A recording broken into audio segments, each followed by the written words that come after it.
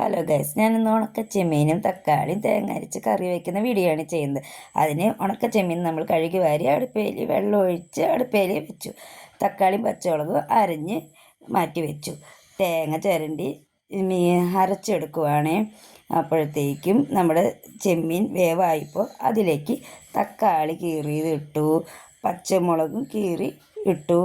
എന്നിട്ട് അതിലേക്ക് മുളക് പൊടി ഇട്ടു, മഞ്ഞപ്പൊടി ഇട്ടു, ഉപ്പിട്ടു വേവിക്കാനായിട്ട് വെച്ചേക്കുവാണ്. വേവിക്കാനായിട്ട് വെച്ച് അതിലേക്ക് നല്ലോണം തിളക്ക വന്ന് വെന്ത് വന്നപ്പോഴത്തേക്കും തേങ്ങ അരച്ചത് ചേർത്തു. തേങ്ങ അരച്ച് ചേർത്തു നല്ലോണം അത് മൂടി വെച്ച് വേവിച്ചു. നന്നായിട്ട് തിളക്ക വന്ന് വെന്ത് ശരിക്ക് വന്നു കഴിഞ്ഞപ്പോൾ ഞാൻ മറ്റൊരു ചീനച്ചട്ടി അടുപ്പത്ത് വെച്ച് അതിലേക്ക് വെളിച്ചെണ്ണ ഒഴിച്ച് കടുകിട്ട് പൊട്ടിച്ചു. അതിലേക്ക് ഞാൻ വറ്റൽമുളക് കീറിയത് ഇട്ടു, ചുവന്നുള്ളിയും വേപ്പിലയും ഇട്ട് നല്ലോണം മൊരിച്ചെടുക്കുകയാണ്. എന്നുവെച്ചാൽ നല്ലോണം വറുത്തെടുക്കുകയാണ്. ആ ശരിക്കും മൂത്ത് വന്നപ്പോൾ ഞാനത് കറിയിലേക്ക് ഒഴിച്ചു കൊടുത്തു. അപ്പോൾ ഇതാണ് എൻ്റെ ഉണക്കച്ചെമ്മീനും തക്കാളിയും കറി വെച്ചത്.